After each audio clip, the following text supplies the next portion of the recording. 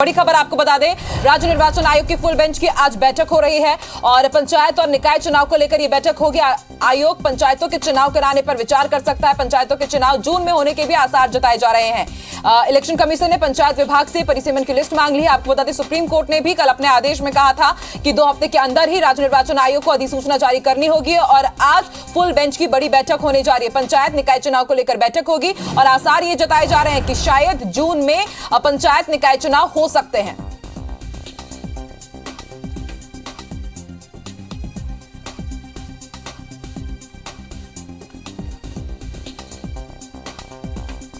तो निकाय चुनाव पर बड़ी बैठक राज्य निर्वाचन आयोग की। पंचायतों के चुनाव जून में हो सकते हैं। इसके साथ ही माना जा रहा है कि कोई बड़ा फैसला लिया जा सकता है राज्य निर्वाचन आयोग की तरफ से, क्योंकि कल आदेश राज्य निर्वाचन आयोग के लिए भी जारी किया गया है सुप्रीम अदालत की तरफ से कि 2 हफ्ते के अंदर ही आपको चुनाव के लिए अधिसूचना जारी करनी होगी। बीजेपी कांग्रेस आमने सामने है, लेकिन इन सबके बीच महत्वपूर्ण भूमिका इस वक्त राज्य निर्वाचन आयोग की भी है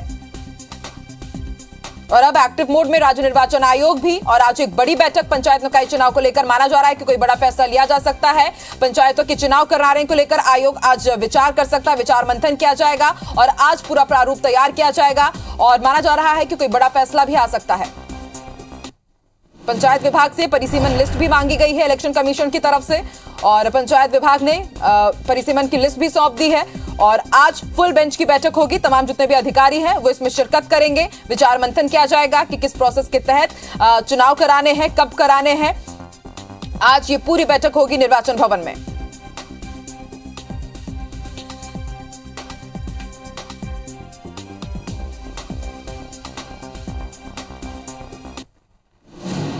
इस वक्त की बड़ी खबर आपको बता रहे हैं, राज्य निर्वाचन आयोग ने एक बड़ा फैसला लिया है। मध्य प्रदेश सरकार से कांग्रेस ने भी अपील की है। लगातार हम आपको अपडेट बता रहे हैं ओबीसी आरक्षण से जुड़ा हुआ। लगातार मध्य प्रदेश में हमने देखा कि सियासी संग्राम छिड़ता हुआ नजर आ रहा है। कल बड़ा फैसला सुप्रीम कोर्ट का और उसके बाद से बीजेपी कांग्रेस आमने सामने है और इसके साथ कांग्रेस भी आज प्रेस कॉन्फ्रेंस कर रही है। कांग्रेस ने प्रेस कॉन्फ्रेंस कर सरकार से अपील की है कि सदन में चर्चा की जाए। इसको लेकर की अपील की गई है। विधानसभा का विशेष सत्र बुलाने की भी मांग की गई है।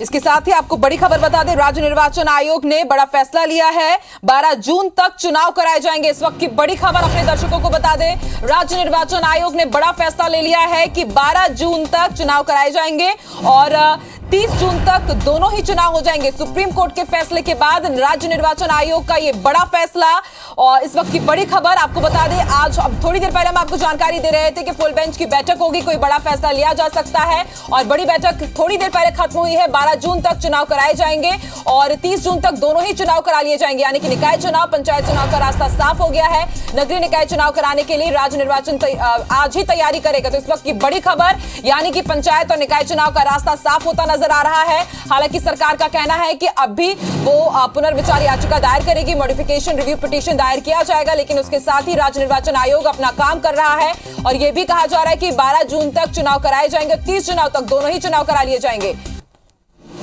और सीधे रुक कर लेते हैं भोपाल का, बात करेंगे हमारे सहयोगी सुधीर से। सुधीर, बड़ा फैसला राज्य निर्वाचन आयोग का, तस्वीर साफ हो चुकी है, 30 जून तक दोनों ही चुनाव हो जाएंगे। देखिए, बिल्कुल बड़ी बैठक आज राज्य निर्वाचन आयोग ने बुलाई थी और जिस तरीके से सुप्रीम कोर्ट का फैसला आया था उसके बाद से राज्य निर्वाचन आयोग ने बिल्कुल स्पष्ट कर दिया था कि वो चुनाव के लिए पूरी तरीके से तैयार है और आज जो बैठक हुई उसमें भी चुनाव कराने को लेकर समीक्षा की गई। नगरीय निकाय चुनाव किसी भी वक्त कराए जाएं, इसके लिए पूरी तरीके से तैयारी राज्य निर्वाचन आयोग ने की है। हालांकि बैठक में जो फैसला लिया गया है उसमें यह तय किया गया है कि 12 जून तक एक चुनाव कराए जाएंगे, उसके बाद में 30 जून तक दोनों चुनावों का कराया जाएगा। पहले चुनाव नगरीय निकाय के होंगे या पंचायत के, इस बारे में स्थिति अभी स्पष्ट नहीं हुई है। पर लेकिन एक बड़ा फैसला मध्य प्रदेश के अंदर पिछले 2.5 साल से जो निकाय और पंचायत के चुनाव टलते हुए नजर आ रहे थे सुप्रीम कोर्ट के फैसले के बाद में, अब इन चुनावों के होने का रास्ता पूरी तरीके से साफ होता हुआ नजर आ रहा है। और सुप्रीम कोर्ट के निर्देश के बाद में आज राज्य निर्वाचन आयोग ने जो तैयारियों को लेकर एक बड़ी बैठक बुलाई थी, उस बड़ी बैठक में यह तय किया गया है कि 12 जून तक एक चुनाव कराए जाएंगे और 30 जून तक पंचायत और निकाय यानी कि दोनों चुनावों को पूरी तरीके से संपन्न कराया जाएगा। जो तैयारियां हैं चुनाव राज्य निर्वाचन आयोग की, उनको लेकर कहीं ना कहीं जो मुख्य चुनाव आयुक्त हैं राज्य निर्वाचन आयोग के बीपी सिंह, वो पूरी तरीके से संतुष्ट नजर आए। लिहाजा कहना होगा कि मध्य प्रदेश में जल्दी निकाय और पंचायत चुनाव जो है राज्य निर्वाचन आयोग की इस बैठक के बाद में हो सकते हैं। आकांक्षा। सुधीर, आपसे ये भी समझना चाहेंगे कि एक तरफ सरकार भी रिव्यू पिटीशन की बात कर रही है, मॉडिफिकेशन की बात कर रही है, और उसी बीच राज्य निर्वाचन आयोग ने ये बड़ा फैसला लिया है, तो ये कैसे संभव हो पाएगा? क्या इसका भी असर देखने को मिल सकता है आगे? देखिए, जो फैसला लेना होगा कोर्ट को लेना होगा। सरकार अपनी तैयारियां कर रही है और रिव्यू पिटीशन के बजाय जो मॉडिफिकेशन पिटीशन है उसको दाखिल करने की तैयारी प्रदेश सरकार की ओर से की जा रही है। जो संविधान के जानकार हैं, जो विधि विशेषज्ञ हैं, उनसे रायशुमारी की जा रही है। और आज ही मुख्यमंत्री शिवराज सिंह चौहान ने अपना जो प्रस्तावित विदेश दौरा था उसको निरस्त किया था। उसके बाद में एक और बड़ा अपडेट यह था कि प्रदेश सरकार के जो नगरीय प्रशासन मंत्री और ओबीसी आरक्षण को लेकर सरकार की तरफ से जो इस पूरे मामले को लीड कर रहे हैं भूपेंद्र सिंह, उनको भी इंदौर जाना था। पर लेकिन मुख्यमंत्री शिवराज सिंह चौहान की ओर से उनको ये निर्देश मिले हैं कि वो सॉलिसिटर जनरल से जाकर आज दिल्ली में मुलाकात करें और जल्द से जल्द इस पूरे मामले पर कोर्ट के अंदर जो मॉडिफिकेशन पिटीशन दाखिल की जानी है उसको लेकर तैयारियां की जाएं। लिहाजा प्रदेश सरकार जो ट्रिपल टी टेस्ट का जो आधार था, जो बातें कही जा रही थी कि अधूरे आंकड़ों के साथ में सरकार कोर्ट में गई थी, उन आंकड़ों की पूरी तैयारी के साथ में और मध्य प्रदेश में क्यों ओबीसी आरक्षण के साथ ही निकाय और पंचायत के चुनाव कराए जाएं, प्रदेश सरकार की इसके पीछे जो मंशा है उसको लेकर कोर्ट में क्या कुछ तैयारियों के साथ जाया जाए, इन तमाम बिंदुओं पर प्रदेश सरकार फिलहाल काम कर रही है। लिहाजा आज भूपेंद्र सिंह जब दिल्ली जाएंगे तो वहां देखना होगा कि उनकी जो सॉलिसिटर जनरल है तुषार मेहता, उनसे जब चर्चा होगी तो इस पूरे मामले पर आगे सरकार की क्या रूपरेखा या फिर क्या कार्रवाई रहती है। पर लेकिन इस बीच में राज्य निर्वाचन आयोग ने सुप्रीम कोर्ट के निर्देश के बाद में अपनी तैयारियों को पूरी तरीके से तेज कर दिया है। और आज जो समीक्षा बैठक ली गई थी उसमें राज्य निर्वाचन आयोग ने यह पाया था कि निकाय चुनाव अगर सरकार चाहती है तो आज ही जो राज्य निर्वाचन आयोग है वो कराने के लिए तैयार है। हालांकि समय की जो सीमा थी उसका ध्यान रखते हुए 12 जून तक एक चुनाव और 30 जून तक दोनों चुनाव को कराने की तैयारी की बात राज्य निर्वाचन आयोग की इस पूरी बैठक के बाद में कही जा रही है। एक तरफ सरकार कोर्ट में जाने की तैयारी है, वहीं पर राज्य निर्वाचन आयोग जो है वो चुनाव कराने की तैयारी आकांक्षा यहां पर करता हुआ नजर आ रहा है। सुधीर, समझा सकता है अब कभी भी अधिसूचना भी जारी की जा सकती है पंचायत और निकाय चुनाव की, आप भी नजर बना के रखिएगा। शुक्रिया आपकी जानकारी के लिए। बड़े फैसले के तहत अब राज्य निर्वाचन आयोग ने बड़ा फैसला लेते हुए साफ कर दिया है कि 12 जून तक पंचायत चुनाव करा लिए जाएंगे। इसके साथ ही 30 जून तक दोनों ही चुनाव यानी कि पंचायत और निकाय चुनाव कराए जाएंगे। नगरीय निकाय चुनाव कराने के लिए राज्य निर्वाचन आयोग पूरी तरह से तैयार है। ये भी बड़ी जानकारी सामने आई है। अब समझा जा सकता है कि जैसा कि कल ही बोल रहे थे चुनाव आयुक्त की हमारी पूरी तैयारी है, सरकार आगे कुछ भी अगर कार्रवाई करती है तो उसका पालन भी किया जाएगा। लेकिन इसके साथ उन्होंने कल ही साफ कर दिया था कि राज्य निर्वाचन आयोग पूरी तरह से तैयार है। और आज फुल बेंच की जो बड़ी बैठक हुई उसमें बड़ा फैसला लिया गया कि 12 जून तक पंचायत चुनाव करा लिए जाएंगे, 30 जून तक पंचायत और निकाय चुनाव दोनों ही करा लिए जाएंगे। और इसके साथ ही यह भी बड़ी जानकारी सामने आई कि नगरीय निकाय चुनाव कराने के लिए राज्य निर्वाचन आयोग अभी से ही तैयार है।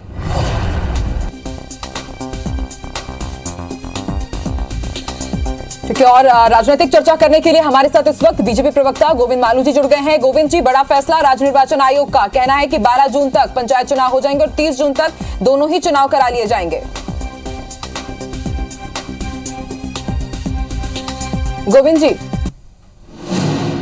क्या आपको? जी गोविंद जी सुन पा रहे हैं, बोलिए। मैं बोल रहा हूं कि राज्य निर्वाचन आयोग का फैसला शिरोधार्य है, क्योंकि वो निर्वाचन आयोग एक अलग इकाई है, संवैधानिक इकाई है, और यदि उसने फैसला किया है तो हम तैयार हैं उसके लिए। सर, और बिना ओबीसी आरक्षण के ही होगा तो इसका असर आपको लग रहा है क्या बीजेपी को इसका खामियाजा भुगतना पड़ सकता है? देखिए, ये कोर्ट का फैसला है, न्यायालय सुप्रीम कोर्ट का फैसला है, और सुप्रीम कोर्ट में हम रिव्यू पिटीशन भी दायर कर रहे हैं। हमारी मंशा पर कोई सवालिया निशान नहीं लगा सकता। हाँ। क्योंकि कांग्रेस ने पिछले दरवाजे से अपने 2 लोगों को भेजकर और इस पे स्टे करवाया। जब हमने 27% आरक्षण दे दिया, हाँ, तो उसकी वैधता को चुनौती कांग्रेस ने दी है, और अब कांग्रेस उससे पल्ले झाड़ रही है। तो जनता को तो हम ये सामने स्पष्ट है, जनता सब समझती है, ये पब्लिक सब जानती है कौन क्या कर रहा है, कितना पाखंड और कितना वितंडावाद कांग्रेस करती है। इसलिए हमारी मंशा साफ है। हमने 27% आरक्षण न केवल यहाँ बल्कि बाकी नौकरियों में जिन पर स्टे लगा उसके अलावा हम दे चुके हैं, केंद्र की सरकार दे चुकी है। इसलिए हमारी मंशा साफ है, हमारी मन में भी किसी तरह का कोई उसमें दुविधा नहीं है और हम स्पष्ट हैं। ठीक है, आप बने रहिए गोविंद जी। हमारे साथ कांग्रेस की तरफ से कुणाल चौधरी जी भी जुड़ गए हैं। कुणाल जी, आप गोविंद मालू जी को भी सुन रहे थे, उन्होंने साफ तौर पर कहा है कि कांग्रेस के कारण ही पूरा ये पेच फंसा हुआ है। लेकिन राज्य निर्वाचन आयोग ने भी बड़ा फैसला कर लिया है, 12 जून तक पंचायत चुनाव हो जाएंगे, 30 जून तक दोनों ही चुनाव करा लिए जाएंगे। कांग्रेस किस तैयारी के साथ आगे जाएगी? जो लोकतांत्रिक मूल्यों के साथ चुनाव कांग्रेस में जरूर जाएंगे, पर मध्य प्रदेश में ओबीसी के साथ जो कुठाराघात शिवराज जी की सरकार ने किया और एक साजिशन कैसे उस आरक्षण को खत्म किया जाए, ये बीजेपी का देश का एजेंडा मध्य प्रदेश के अंदर लागू करने का काम किया है।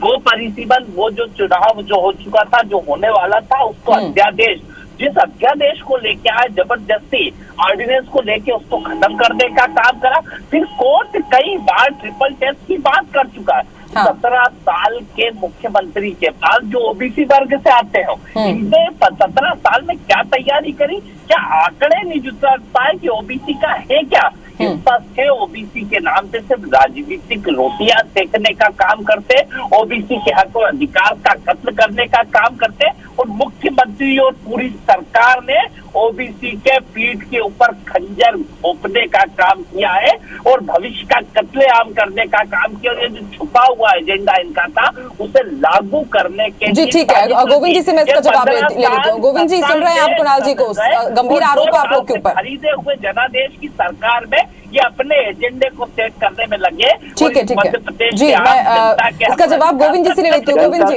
जनता तो इनसे सवाल पूछेगी कि 15 महीने की सरकार में जब ओबीसी आरक्षण के खिलाफ याचिका लगी तो इन्होंने समय पर वकील खड़ा क्यों नहीं किया, पैरवी पर क्यों नहीं उपस्थित हुए, और कौन सा ओबीसी का चेहरा इन्होंने आगे बढ़ाया। हमारा तो मुख्यमंत्री लगातार ओबीसी के रहे हैं, उमा भारती से लेकर बाबूलाल गौर जी से लेकर के और शिवराज जी तक। ये कौन से ओबीसी की बात करते हैं, हम तो नेतृत्व उनके हाथ में सौंप रखा है। इन्होंने तो अपने ओबीसी बेचारे को, अरुण यादव को और कुणाल चौधरी को एक कोने में पटक रहा है। इनको कौन सा मंत्री बनाया कुणाल जी आपको, या अरुण यादव को कौन सा मुख्यमंत्री बना दिया। ये तो यही राजनीतिक इच्छा शक्ति यही दिखती है। क्या फायदा इससे, राजनीतिक इच्छा शक्ति दिखती है कि आप पहले अपने घर में तो आरक्षण दे दें, फिर बाकी आरक्षण की बात करें। ये आपका पाखंड, ये लोग रह लिए पर इन्होंने ओबीसी के लिए करा क्या, पहले ये पाखंड उजागर हो गया आपका। और अभी उधर आप आरक्षण देने की बात करते हैं। बिल्कुल गोविंद जी, कुणाल जी, समझा जा सकता है आरोपों की सियासत लगातार जारी है, लेकिन जनता भी अच्छे से समझती है। और अब तो राज्य निर्वाचन आयोग ने भी साफ कर दिया है कि 1 महीने के अंदर ही चुनाव हो जाएंगे। तो समझा सकता है कि जनता आप लोगों की बातों को समझ रही है और समझने के बाद अपना फैसला जरूर सुनाएगी। शुक्रिया आप दोनों का हमारे साथ जुड़ने के लिए, बातचीत करने के लिए।